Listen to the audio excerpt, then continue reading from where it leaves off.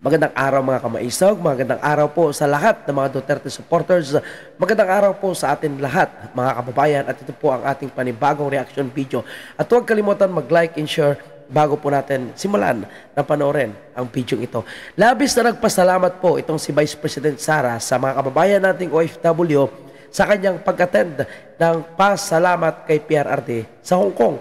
At sobrang dami ng tao, napaka-overwhelming. No, mga kababayan po natin, no, hindi nga nakapasok yung mga libo-libong kababayan po natin dahil limited lamang ang taong makapasok. Sabihin nyo kung saan ginanap po ang isang pasasalamat na inorganisa ng Kingdom of Jesus Christ para po kay PRRD.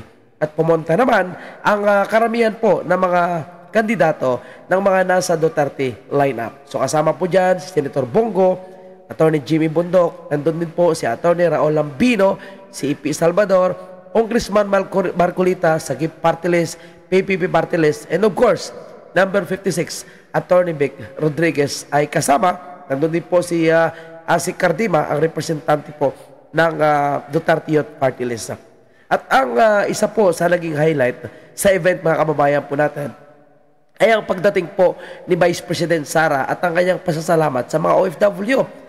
At hindi lang po yan, lalong napasigaw, natuwa po yung mga OFW nung nagparinig po si Vice President Sara at advance na po ito na nagpapasalamat para sa 2028 election. Wow, mga kababayan po natin, no?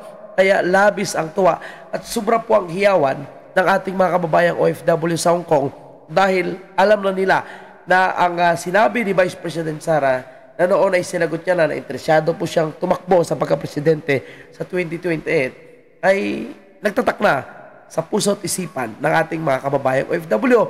Kaya palagay ko mga kababayan po natin, no, mas magiging matindi yung paninira, no, distraction, yung kanilang mga black propaganda ngayon against kay Vice President Sara dahil mismo sa mga OFW, no, ay nagpaparamdam na si VP Sara na wala nang atrasan ito at tuloy na. Kaya palagay ko lang, no, sa ngayon, hindi na makatulog itong si Tambaloslos at ang mga satanas na nasa Malacanang kung paano nila ma-impeach, no, paano nila malason ang isipan ng taong bayan para hindi po bumoto or sumuporta kay Vice President Sara. Kasi kung makikita natin mga kababayan, no, kahit anong survey firm ang gagamitin nila, itong mga bayad na mga survey firm, no, hindi nila kayang pagtakpan ang choice ng taong bayan at si VP Sara pa rin ang nangunguna sa survey.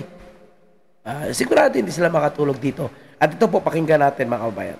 Sunod po ay personal pa rin ang pagpapasalamat ko sa inyong lahat, sa tulong ninyo, sa kampanya ninyo, sa suporta ninyo para sa akin at sa boto ninyo noong nakaraang halalan at sa susunod na halalan sa 2020. Joke lang.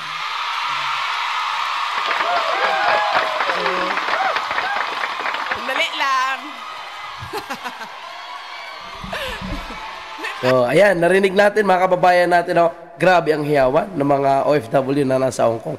Sa loob at sa labas yan, ha, mga kababayan po natin, kasi nakamonitor din po yung nasa labas.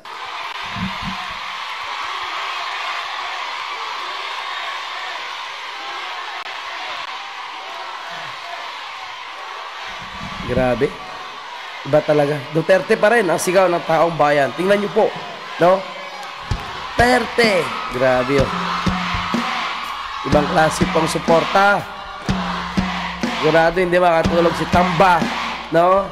Si Ngagba at ang siyempre, ang Lisa Tanas, no? Na nasa Malacanang. Grabe, okay. Solid. Papunta na po ang suspension order. Sige. Yun lang.